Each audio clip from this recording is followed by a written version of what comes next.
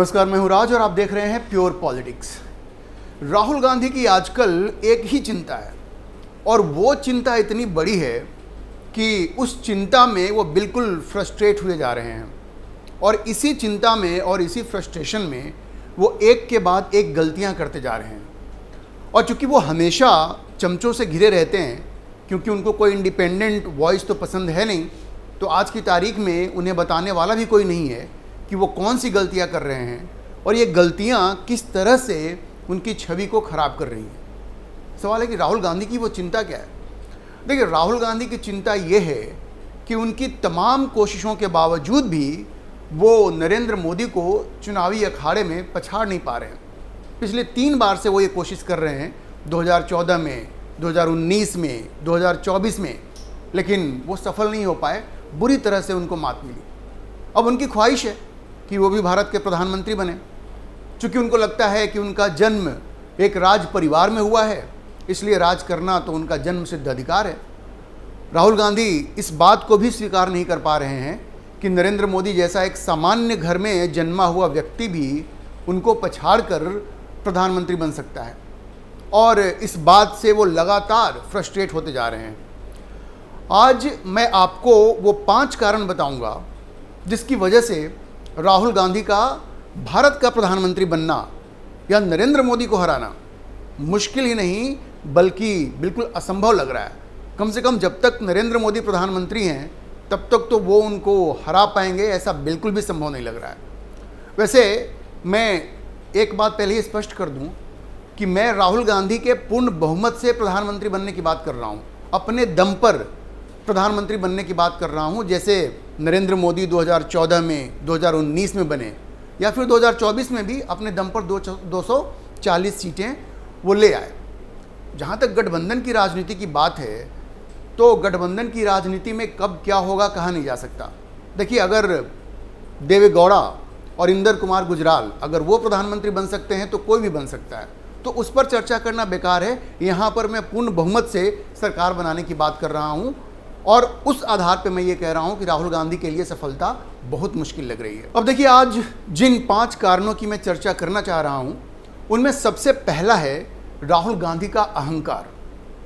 वो अहंकार जिसकी वजह से वो सार्वजनिक जीवन में अपने आप को मजाक बनाते जा रहे हैं और बिल्कुल मजाक बन रहे हैं, क्योंकि इस अहंकार की वजह से वो एक ऐसे व्यक्ति के रूप में सामने आ रहे हैं जो अपने प्रतिद्वंद्वी को हमेशा उसकी बेइज्जती करने पे तुला रहता है, या उसको वो स्वीकार नहीं कर पा रहा है कि ये व्यक्ति उसके सामने खड़ा है और उसे बार बार हराता जा रहा है।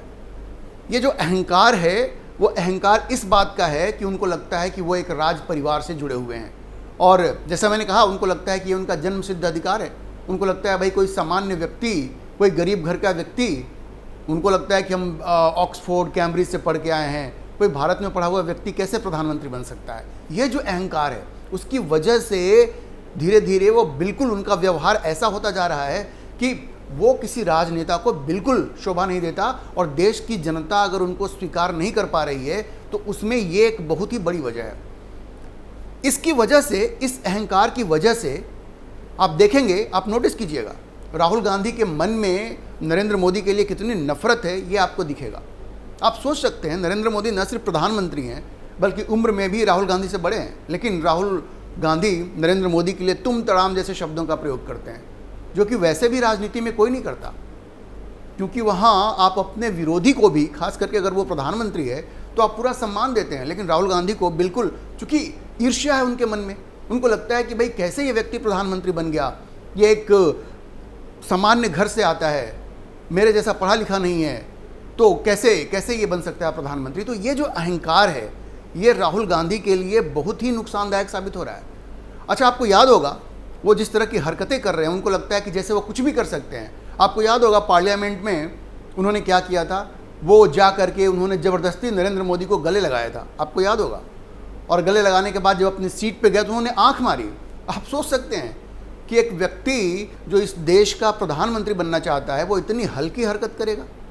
ज़बरदस्ती आप जा करके किसी के गले लगेंगे, उसके बाद आप जा करके आंख मारेंगे। तो ये दिखाता है कि उनको इस बात की कोई चिंता नहीं है, कोई परवाह नहीं है कि लोग क्या कहेंगे, या प्रोटोकॉल क्या है उनको कोई मतलब नहीं। उनको लगता है कि मैं तो कुछ भी कर सकता हूँ, मैं एक राज परिवार से आता हूँ, मैं कुछ भी कर सकता हूँ और मुझे कोई कुछ नहीं कह सकता। तो ये उनके अहंकार की वजह से, ये उनके व्यवहार में जो चीज़ें आ रही हैं उसको देश की जनता बिल्कुल पसंद नहीं कर रही और राहुल गांधी को इसका नुकसान हो रहा है, लेकिन उनको कोई बताने वाला नहीं है। जैसा मैंने कहा, वो हमेशा अपने आसपास ऐसे लोगों को रखते हैं जो बिल्कुल उनकी हाँ में हाँ मिलाते हैं। जो कुछ पढ़े लिखे लोग हैं, समझदार हैं, शशि थरूर जैसे लोग हैं, उनको उन्होंने बिल्कुल साइड किया हुआ है। शशि थरूर हो गए, मनीष तिवारी हो गए, तो ऐसे लोगों को वो अपने आसपास फटकने नहीं देते। तो इसका नुकसान उनको बहुत ज़्यादा हो रहा है और राहुल गांधी इस बात को समझ नहीं पा रहे हैं। दूसरी जो चीज़ है जो इस वक्त हो रही है, उसमें हालांकि सीधे सीधे राहुल गांधी का हाथ नहीं है, लेकिन वो भी उस चीज़ को बिल्कुल बढ़ाते ही जा रहे हैं, और वो है वंशवाद। कांग्रेस में वंशवाद वैसे कोई नई समस्या नहीं है, लेकिन आज की तारीख में तो वो इस स्केल पे पहुंच गया है जहाँ पे शायद पहले कभी नहीं था। मतलब पार्टी एक गांधी परिवार की जागीर बन के रह गई है। अब आप देखिए, माँ, बेटी, बेटा, सोनिया गांधी, राहुल गांधी, प्रियंका गांधी, ये सब लोग संसद में हैं। भाई ये कोई लोकतंत्र का लक्षण है क्या कि मतलब आपने अपने पूरे परिवार को संसद में भर दिया है? पार्टी का मतलब है, आप देखते होंगे पार्टी में कोई भी बड़ा निर्णय होता है तो राहुल गांधी उस पर निर्णय लेते हैं, उसके बाद प्रियंका जी के पास मामला जाता है, उनकी सहमति ली जाती है, और सोनिया गांधी जी तो हैं ही।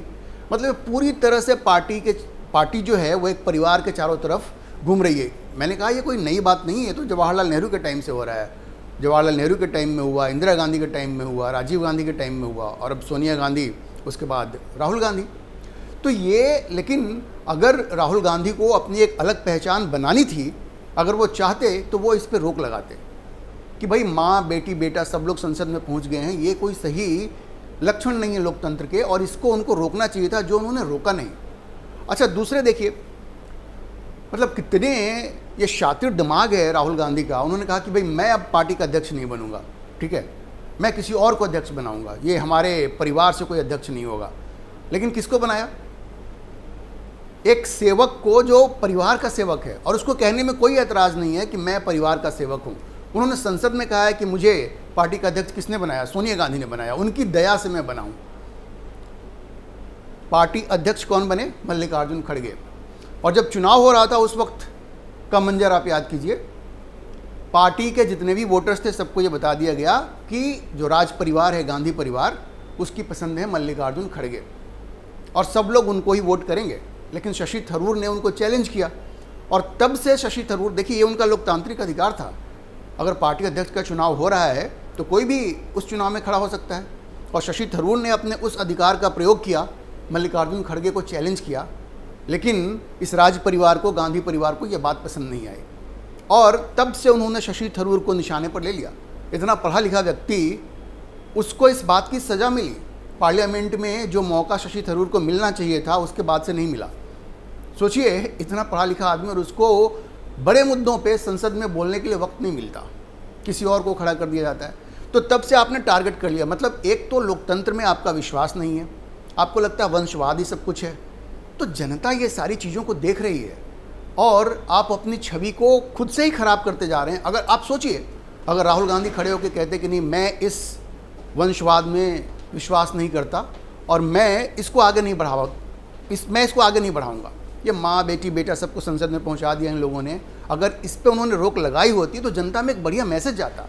लोगों ने सोचा होता कि हाँ भाई, इसने कोई नई शुरुआत की है, लेकिन ये तो राहुल गांधी ने किया नहीं। तीसरी वजह है, वो तो उसके बारे में सबको ही जानता है, लेकिन वो एक बहुत प्रमुख वजह है कि जो राहुल गांधी के रास्ते में सबसे बड़ा रोड़ा बना हुआ है, और वो है कि राहुल गांधी ने मुस्लिम तुष्टीकरण की पराकाष्ठा कर दी है। ये सेकुलरिज्म का जो ढोंग वो रचते हैं, वो सेकुलरिज्म है नहीं। सेकुलरिज्म का मतलब एक धर्म विशेष का तुष्टीकरण नहीं होता, लेकिन राहुल गांधी की नज़रों में सेकुलरिज्म का मतलब मुस्लिम तुष्टीकरण बन गया है। आप सोचिए, हर चीज़ में राहुल गांधी ये मानते हैं कि सेकुलरिज्म का मतलब ये है कि जो मुस्लिम समाज है उसकी जायज़ नाजायज़ सारी मांगों को माना जाए। आपने देखा होगा कि जब से ये बने हैं तब से जो इनकी स्टेट यूनिट्स हैं वो भी मुसलमानों को आरक्षण देने के लिए इन्होंने बिल्कुल अपनी पूरी कोशिश की हुई। आप कर्नाटक का उदाहरण देख लीजिए और दूसरे राज्यों का उदाहरण देख लीजिए, जबकि संविधान में बिल्कुल स्पष्ट है कि धर्म के नाम पर आरक्षण नहीं हो सकता। लेकिन मुस्लिम वोटों को अपनी तरफ खींचने के लिए इन लोगों ने संविधान की जो भावना है उसका भी उल्लंघन किया है। और ये मुस्लिम तुष्टीकरण की पराकाष्ठा है। आप देख लीजिए, आज तक राहुल गांधी अयोध्या नहीं गए हैं, राम मंदिर का वहाँ उद्घाटन हुआ, सब लोग गए, लेकिन राहुल गांधी न खुद गए और उनके डर से बहुत सारे लोग नहीं गए, कांग्रेसी नहीं गए। तो आप समझ सकते हैं कि मुस्लिम तुष्टीकरण की ये पराकाष्ठा है। हर जगह वो खड़े हो जाते हैं, जो नाजायज़ मांग होती है। अब इनका भी तो एक इतिहास ही रहा है, इनके पिता का भी इतिहास रहा है, राजीव गांधी का। शाहबानों का जो मामला हुआ उसमें कोर्ट ने शाहबानों के पक्ष में फैसला दिया, उन्होंने उसको पलट दिया, सुप्रीम कोर्ट के निर्णय को उन्होंने संसद में पलट दिया, और वो परंपरा आज तक चली आ रही है, आज तक चली आ रही है। राहुल गांधी, आप सोचिए कि वो हर जगह जाते हैं, लेकिन राम मंदिर वो आज तक नहीं गए हैं। तो मुस्लिम तुष्टीकरण तो एक बहुत बड़ी चीज़ है और जनता इसको देख रही है। और एक जो हिंदू अवेकनिंग है, हिंदू एक तरह से कोई पुनर्जागरण है, वो इस देश में हो चुका है। और नरेंद्र मोदी के आने के बाद लोग इस चीज़ को बहुत गौर से देख रहे हैं कि सेकुलरिज्म का मतलब ये नहीं है कि हिंदुओं की भावनाओं का आप अपमान करें और सिर्फ एक धर्म विशेष को आप बढ़ावा दें, उसकी गलत चीज़ों को भी आप बढ़ावा दें। और इसका खामियाजा राहुल गांधी भुगत रहे हैं, लेकिन उनको ये बात समझ में नहीं आ रही है। ये बात उनको बिल्कुल समझ में नहीं आ रही है। और ये इसलिए मैंने कहा कि मुस्लिम तुष्टीकरण एक वो वजह है जिसकी वजह से राहुल गांधी कभी भी इस देश की जनता का विश्वास नहीं जीत पाएंगे, क्योंकि इस देश में आज भी हिंदू मेजॉरिटी है और आप उनकी भावनाओं का अपमान करके, उनको ठेस पहुंचा करके आप इस देश के प्रधानमंत्री नहीं बन सकते हैं। जो चौथी वजह है वो ये है कि एक तरफ तो वो मुस्लिमों का तुष्टीकरण करना चाह रहे हैं, लेकिन अच्छा, वो क्यों करना चाहते हैं तुष्टीकरण? क्योंकि उनको लगता है कि जो हिंदू हैं वो तो जातियों में बटे हुए हैं, तो इस जातिवाद को उन्होंने चुनावी हथियार बना लिया है हिंदुओं के खिलाफ। ये जो कहते हैं ना कास्ट सेंसस हम कराएंगे, और उस पर जो उनका पूरा जोर होता है। जबकि अगर आप कांग्रेस का इतिहास देखेंगे तो जवाहरलाल नेहरू से लेकर के इंदिरा गांधी, राजीव गांधी, इन सब लोगों ने इस कास्ट सेंसस का विरोध किया था, कभी उन्होंने सपोर्ट नहीं किया। जब मंडल आयोग की रिकमेंडेशन आई, सिफारिश आई, तो कांग्रेस ने क्यों नहीं लागू किया? और क्या राहुल गांधी पहले इस बात के लिए माफ़ी मांगेंगे कि उनके जो पहले के जो कांग्रेस के अध्यक्ष थे उन लोगों ने इस कास्ट सेंसस का विरोध किया था, जाति आधारित आरक्षण का विरोध किया था? लेकिन नहीं, आज की तारीख में उनकी पॉलिसी बड़ी स्पष्ट है कि मुसलमानों का वोट लो, तुष्टीकरण करके, और हिंदुओं को जातियों में बांट दो। इसीलिए कास्ट सेंसस की वो बात करते हैं। नरेंद्र मोदी ने, और बात है कि उनके इस रणनीति को समझा और ये मुद्दा ही उनसे छीन लिया है। अगले सेंसस में कास्ट सेंसस भी हो जाएगा और राहुल गांधी के पास ये मुद्दा तो अब रहेगा नहीं। तो ये जो हथियार वो बनाना चाह रहे थे हिंदुओं को बांटने के लिए, वो हथियार भी अब कुंद पड़ जाएगा। और ये भी एक वो वजह रहेगी जिसकी वजह से इस देश की जनता उनको कभी स्वीकार नहीं करेगी। एक जो आखिरी वजह है, जो पांचवी वजह है, वो है राहुल गांधी की अति वामपंथी सोच। मतलब राहुल गांधी एक तरह से आप समझें कि ऐसा लगता है कि कांग्रेस एक कम्युनिस्ट पार्टी बन गई है। पूरी तरह से वामपंथी सोच है। जो आपके देश के वेल्थ क्रिएटर्स हैं, जो इंडस्ट्रियलिस्ट हैं, उनको गाली देना ऐसा लगता है कि राहुल गांधी के लिए ये भजन बन गया है। सुबह शाम अडानी अंबानी को टारगेट करना। और ये अडानी और अंबानी किसकी सरकार में आगे बढ़े? भाई, अडानी और अंबानी किसकी सरकार में आगे बढ़े? ये तो आप ही की सरकार थी जिस वक्त इन लोगों का ग्रोथ हुआ। तो आप ये समझिए कि वेल्थ क्रिएटर्स को गाली दे करके, अगर आप वेल्थ क्रिएटर्स को गाली देंगे, इंडस्ट्रियलिस्ट को, तो इस देश में रोजगार कहाँ से आएगा? क्या सरकारी रोजगार इतना है कि आप देश में सारे लोगों को आप जॉब दे सकते हैं? आप नहीं दे सकते। तो ये अधिकार आपको किसने दिया अडानी और अंबानी को गाली देने का? और अगर मैं ये पूछूं आपसे कि इस देश की इकॉनमी में आपका क्या कंट्रीब्यूशन है, आप कितना इनकम टैक्स भरते हैं भाई? और जितने लोगों को अडानी अंबानी ने रोजगार दिया है, आप उसका कितना परसेंट आपने रोजगार दिया है? क्या कंट्रीब्यूशन है आपका? इस देश में सैकड़ों हजारों अडानी अंबानी होने चाहिए। तो वेल्थ क्रिएटर्स को गाली दे करके आप कोई देश का भला नहीं कर रहे हैं, इस देश को आप आगे नहीं बढ़ा रहे हैं।